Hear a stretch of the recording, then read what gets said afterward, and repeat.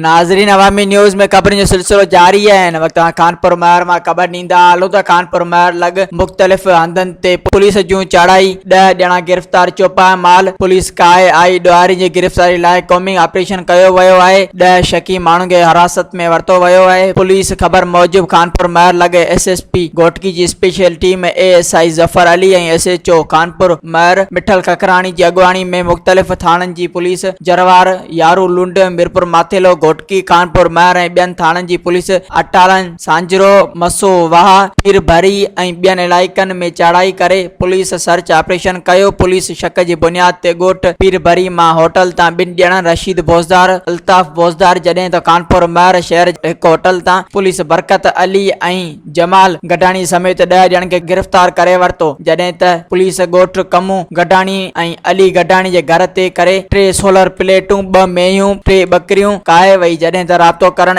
ते SHO खानपुरमहर मिठल खखराणी ॿुधायो त मुख़्तलिफ़ इलाइक़नि में ॾोहरीन ख़िलाफ़ कॉमिंग सर्च ऑपरेशन कयो वियो आहे, जंहिं में शक जी बुनियाद ते 10 माण्हुनि खे गिरफ़्तार कयो आहे, जिन खां पुछा गाछा कई पई वञे। जेके बेगुनाह हूंदा उन्हनि खे आज़ादु कयो वेंदो। होॾां गिरफ़्तार ॻोठाणनि ऐं वारसनि जो चवणु आहे त पुलिस बिना जाइज़ जे असांजे माण्हुनि खे नाहक गिरफ़्तार कयो वियो आहे। मज़ीद खबरों और तफसीलात के लिए विजिट करें हमारी वेबसाइट www.awamiNewsHD.com।